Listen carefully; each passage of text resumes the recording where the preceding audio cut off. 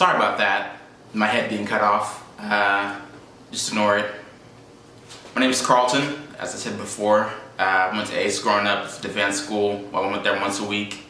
We studied art, comedy, kites, chess. We built stuff out of Legos, like gears and stuff. I learned gear theory, how gears interact and pulleys interact. And we learned about the brain too, and Hitler. And I went there first through 6, I believe. My memory's kind of hazy. I think I went there first grade, but I think I was starting in 2nd grade. But I remember we went to different advanced school in 1st grade, I believe.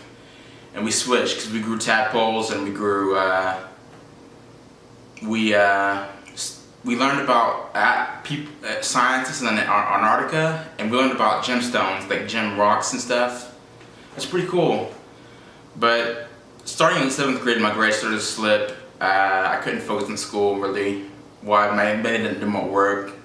Got involved and not really said the wrong crowd, but I let it influence my decisions, and I wasn't really that I wasn't focused on my schoolwork. It was more that I was focusing on other things after school. Like I always read advanced topics, like on Science Daily. I read that site. It's a site that reviews journal articles, like peer-reviewed journal articles, like out of Nature and different magazines like that. I didn't understand a lot of it, but I understood some of it, and yeah.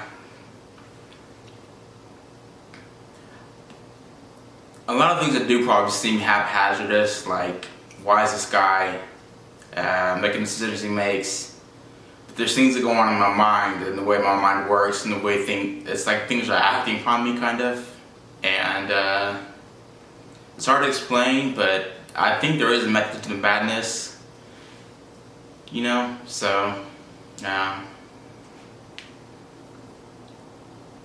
some of my favorite YouTubers are Casey Neistat, Roman Atwood Vlogs, The Amazing Atheist. I disagree with them on some points, but when I was in 7th grade, or probably around 9th grade, I started watching him. It's before my brother and dad died, and he was always debating other people, and to me, that disagreement kind of showed me that the disagreement we had in our household, based on fundamental moral values, was shared by the world. And I think that's the first instance of, you know, like expanding my understanding of the world that really shaped who I've become today, kind of. And I was born on August 28th, which is the day Martin Luther King gave his I Have a Dream speech. And every year on my birthday, I would always be like, yeah, it's my birthday, you know, and then they'd be like talking about Martin Luther King and his I Have a Dream speech, and kind of made me feel insignificant, but it kind of inspired me to understand it. I forgot a lot about it, but it also, I think it affected me on a subconscious level, because after my brother and dad died, I wanted to give a speech at school about drug use and how it can affect you and others around you. And but I never did. I never did give that speech. I never did talk to class, to the principal about giving a speech. But it was always in my mind. And growing up, I think I had big dreams. Probably too big dreams for that age level. I would always go to the library and check out business books, and I'd read them. I kind of understood them, but I didn't really have confidence in like creating business plans and stuff like that. And I read a lot about the Wright brothers who built the airplanes. That was pretty cool. So far, I think no one's been able to replicate that design of the first glider that flew at Kitty Hawk. No one's been able to replicate it, and like people are supposed to be so smart, but in 1903, bodybuilders, people who built bicycles, built the planes that basically was bought for $50,000 by the government, and no one can replicate that. So I think it shows that people in the past had a higher intelligence level than the people give credit for, and So I'm losing my train of thought.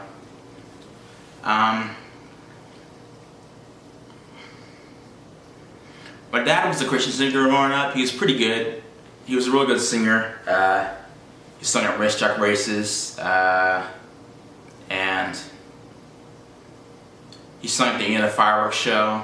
He sung in a play once, and after they died in around 2012, 2011, I started getting interested in like filmmaking and acting. I could never act though because I have too much of a speech impediment.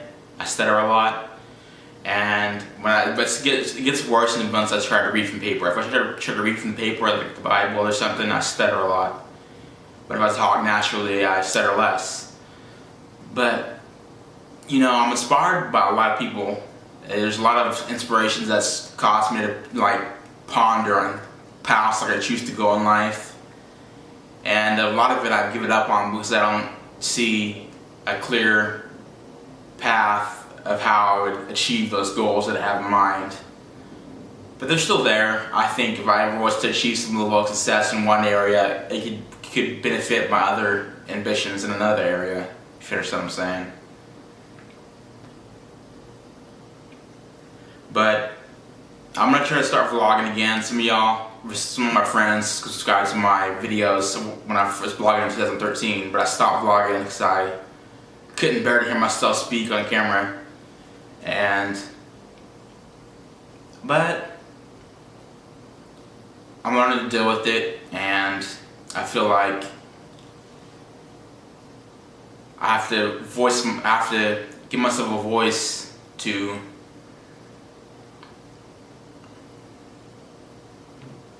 I don't know. That's it.